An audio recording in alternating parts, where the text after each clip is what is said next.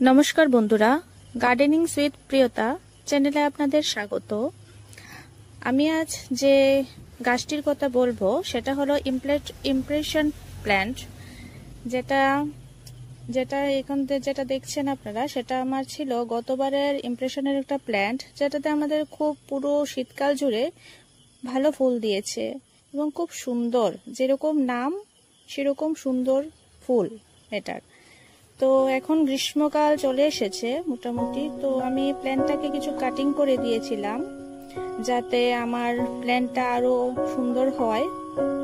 যদিও এই গাছটা বিশেষত শীতকালেরই ফুল, কিন্তু এটা গ্রীষ্মকালেও যদি এটাকে যত্ন নেওয়া যায় এবং সেমিসেটের মধ্যে রাখা যায় তাহলে ভালোই ফুল পাওয়া যায়। তো আমি এটাকে কাটিং করে পরেরবারের শীতকালের জন্য এটাকে বাঁচানোর চেষ্টা করছি গাছটাকে।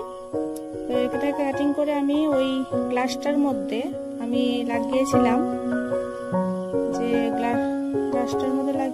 সেটা খুব ভালোই হয়েছে গাছটা, এবং এটার শিকড়ও খুব ভালো দিয়েছে। গাছটাতে একটা ফুলও চলে এসেছে। তো গাছটা এখন মাটিটা তৈরি করে রেখে দিয়েছি আমরা, যেটার মধ্যে 30% রয়েছে বালি, 40% রয়েছে মাটি এবং 20% রয়েছে আমাদের গোবর সার এবং 10% রয়েছে কোকোপিট। তো মাটিটা আমি তৈরি করে আগে থেকেই রেখেছি। এবার একটু হালকা প্রেস করে গাছটাকে বের করে নিলাম এবং দেখো শিকড়গুলো খুব ভালোই চলে এসেছে। এই গাছটাকে আমি কাটিং করে বসিয়েছিলাম, বেশি দিন হয়নি, 20 থেকে 25 দিন হবে।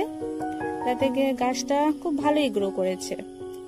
তো যদি ইমপ্রেশনের প্ল্যান্টটা কাটিং করে লাগাতে হয় তাহলে মোটামুটি ফেব্রুয়ারির দিকে লাগালে খুব ভালো হয়। তো এবার গাছটাকে পটটার মধ্যে আমরা লাগিয়ে নেব এবং খুব ভালো করে মাটি চাপা দিয়ে দেব। আর আজকে প্রথম দিন যেহেতু খুব ভালো করে একটু জল দিয়ে দিলে ভালো হয়।